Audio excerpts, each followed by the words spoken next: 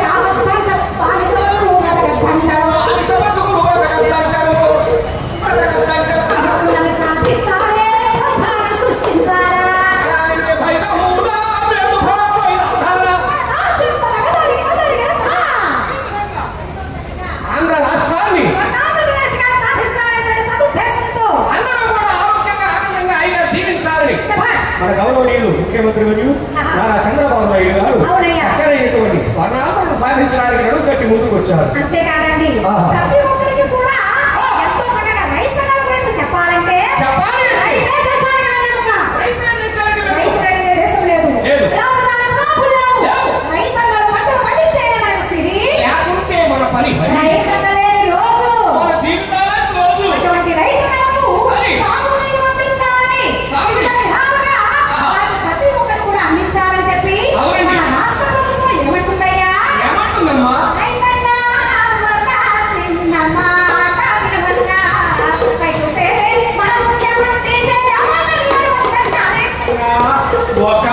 గోవిందమా